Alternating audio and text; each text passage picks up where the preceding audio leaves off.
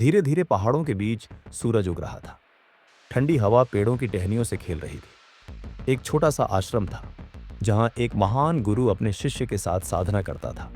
गुरु का नाम था आचार्य देवदत्त और चेले का नाम था आरव। आरव बहुत तेज, जिज्ञासु और मेहनती था, लेकिन उसमें एक कमी थी, वह जल्दी हार मान जाता था। कठिनाई आते ही उसका विश्वास डगमगा जाता था। एक दिन आरव बोला, गुरुदेव, मैं कई दिनों से ध्यान लगाने की कोशिश कर रहा हूं, लेकिन मन स्थिर नहीं होता। शायद ये मेरे बस की बात नहीं। गुरु मुस्कुराए, बेटा, अगर रास्ता आसान होता तो कोई मंजिल की कीमत नहीं समझता। लेकिन आरव उदास होकर बोला, मैंने सब कुछ कोशिश की। गुरु ने शांत स्वर में कहा, ठीक है आरव, कल सुबह सूर्योदय से पहले नदी किनारे चलना। अगली सुबह हवा में ठंडक थी, पर सूरज की पहली किरण पहाड़ की चोटी पर चमक रही थी। गुरु और चेला नदी किनारे पहुंचे। गुरु ने कहा, आरव, इस नदी में उतर जाओ।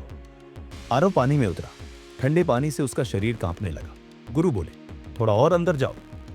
आरव अब पानी में कमर तक था। अब थोड़ा और। गुरु बोले। आरव अब छाती तक पानी में था। अचानक गुरु ने उसका सिर पकड़कर पानी के नीचे कर दिया। आरव छटपटाने लगा, सांस लेने की कोशिश करने लगा, पर गुरु ने थोड़ी देर तक उसे नीचे रखा, फिर ऊपर खींच लिया। आरव हाँफते हुए बोला, गुरुदेव, आपने ऐसा क्यों किया? मैं मर ही जाता।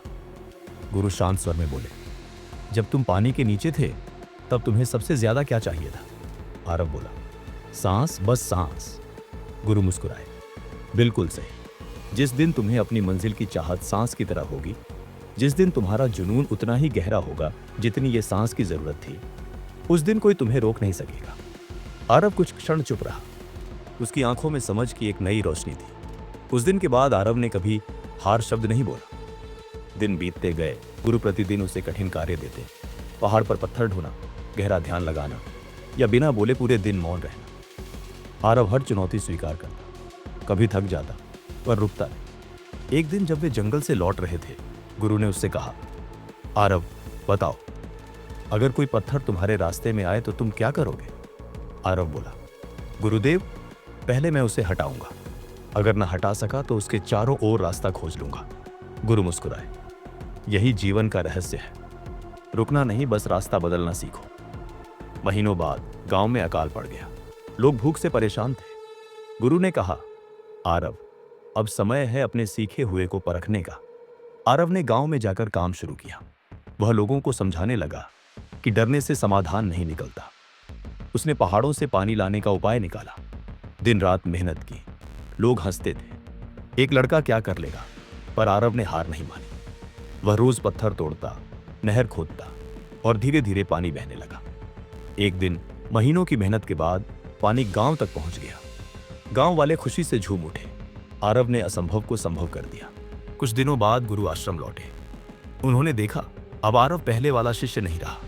उसकी आंखों में आत्मविश्वास था, चेहरे पर शांति थी। गुरु ने पूछा, आरव, अब तुम्हें क्या समझ आया? आरव ने झुककर कहा, गुरुदेव, अब समझ आया कि जीवन में कोई राह कठिन नहीं होती, कठिन तो हमारी सोच होती है। गुरु ने आशीर्वाद देते हुए कहा, बेटा, सच्चा चेला वही है जो गुरु की बातों को जीवन में उतार ले। और आज से तू मेरा शिष्य नहीं, मेरा उत्तराधिकारी है। आरव की आंखों से आंसू बह निकले। उसने गुरु के चरणों को छूते हुए कहा, गुरुदेव, आपने मुझे जीना सिखाया है, आपने मुझे मुझसे मिलवाया है।